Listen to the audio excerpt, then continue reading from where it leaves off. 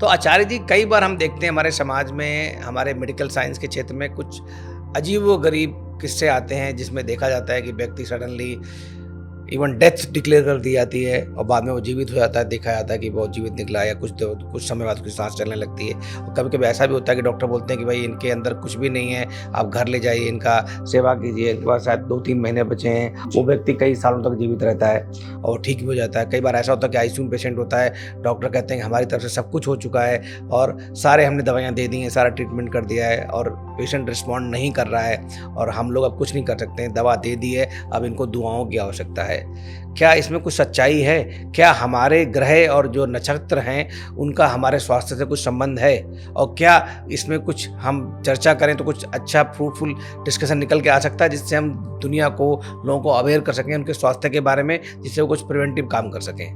बिल्कुल, सर्वप्रथम तो आपको मैं कोर्ट से धन्यवाद देता हूं कि आप मेडिकल के क्षेत्र में रहते हुए और हमारे मूल सनातन के, जिसको हम जो आयुर्विज्ञान है, जिसको हम हेल्थ का सबसे प्राथमिक चिकित्सा कहते हैं, उसका मूल आधार आपने पकड़ा और इस गूढ़ विषय पर, जिससे लोग बहुत अभी तक अवेयर नहीं हैं, उस पर आपने चर्चा का मौका दिया। फेलिक्स के इस मंच को मैं प्रणाम करता हूं।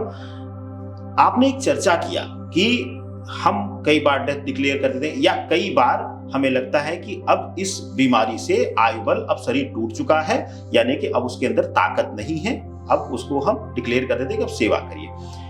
हम इससे एक कदम आगे बढ़ करके मैं आपको पूछता हूं, कई केसेस आपके सामने आए होंगे कि जिन पे सेम मेडिसिन चलाते हुए कई बार आपने देखा होगा कि ग्रह 10 दिन 20 दिन विपरीत हुए होंगे तो वही मेडिसिन सूट नहीं करती है, या फिर कई बार आपने देखा होगा कि सेम अगर वह डॉक्टर लिख रहा है उसकी मेडिसिन उसको सूट नहीं करेगी, सेम सॉल्ट सेम मेडिसिन जो है कोई दूसरा डॉक्टर लिख दे, बस कंपनी चेंज हो जाए, ब्रांड चेंज हो जाए, सॉल्ट दवा वही रहेगी, लेकिन उस डॉक्टर की कुंडली में चिकित्सा भाव प्रबल होगा तो उसके भाव से वह बहुत जल्दी स्वस्थ हो जाएगा।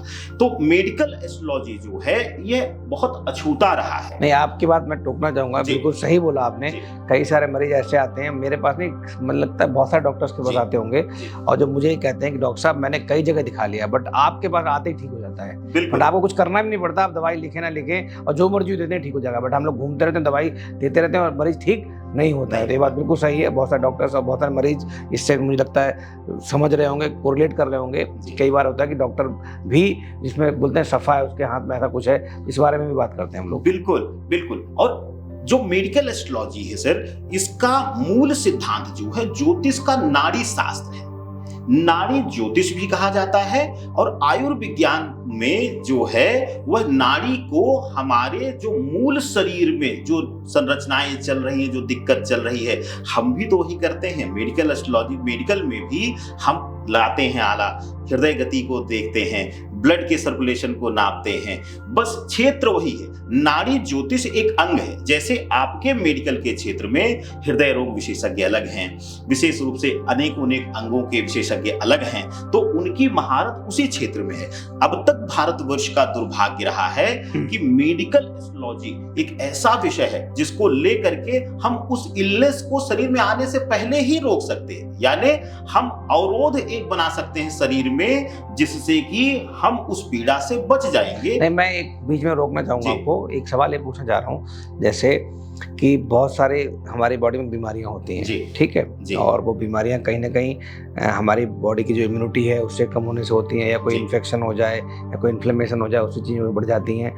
क्या कोई ऐसा राहु केतु या कोई ऐसा ग्रह नक्षत्र है जो कुंडली के अंदर बताता है कि ये बीमारियां हैं, दोष इनको हो सकता है, और वो हम पढ़ सकते हैं, उस पर प्रिवेंशन पे काम कर सकते हैं? ऐसा कुछ है, हमारे दर्शकों को बताएंगे?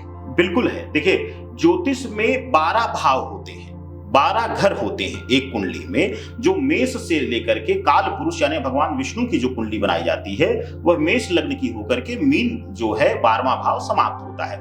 हर घर का एक स्वामित्व होता है। जैसे हम वैवाहिक जीवन या अन्य चीजों का गणना करते हैं, वैसे ही हम इलनेस का गणना करते हैं, बीमारियों का। जैसे प्रथम भाव जो है अब हमारे चेहरे का है, मन का है, मस्तिष्क का है। अष्टम भाव विशेष रूप से हमारे नाभि स्थान से नीचे जो है स्त्रियों में गर्भाशय इत्यादि की बीमारी को देखा जाता है, पुरुषों में गुप्तांग से संबंधित बीमारियों को देखा जाता है। इसी तरीके से जैसे आपने चर्चा किया, अगर किसी की कुंडली में जो है षष्टम भाव में, अष्टम भाव में और 12वें घर में, यानी लग्न कोई भी मेष से लेकर मीन तक कोई भी लग्न हो, उसके छठे घर में, 8वें घर में और 12वें घर में अगर पाप युति हो जाए, चंद्र बुध की युति हो जाए, शनि राहु की युति हो जाए, मंगल शनि की युति हो जाए, जैसे चंद्र बुध की युति होगी तो स्किन संबंधी जो है, रक्त धमनियों संबंधी या न्यूरो विज्ञान से संबंधित उसको समस्या हो जाएगी। विशेष रूप से अगर मंगल शनि की युति है तो उसके लिए विशेष रूप से मानसिक रूप से उसको बीमारी हो सकती है और उसमें वह भ्रमित हो सकता है, यानी जिसको हम विशेष रूप से मनोरोग विशेषज्ञ हम कह देते हैं। तो ऐसी अवस्था में शनि राहु की युति होने पर हम देखते हैं कि कैंसर जैसी असाध्य बीमारियां होना शुरू हो जाती हैं। मंगल केतु अगर इन्हीं स्थानों पर युति ले ले छठे घर में, यह त्रिभाव कहा जाता है, ये पाप घर है कुंडली में। तो ऐसी अवस्था में यह जो घर है वह पीड़ित अगर होंगे या पाप ग्रहों की दृष्टि होगी तो उनको उससे संबंधित बीमारी जरूर होगी और वह विवश होकर के ऐसे खान पान में आ जाएंगे। जैसे एक सामान्य उदाहरण मैं आपको दूं कि आपने कहा सामान्यतः कि कोई आया पेट उदर से संबंधित या लिवर से संबंधित, तो आप भी पूछते होंगे कि आप लिकर लेते हैं कि नहीं। हम सीधा लिखते हैं कि शनि राहु है, शराब छोड़ दीजिए।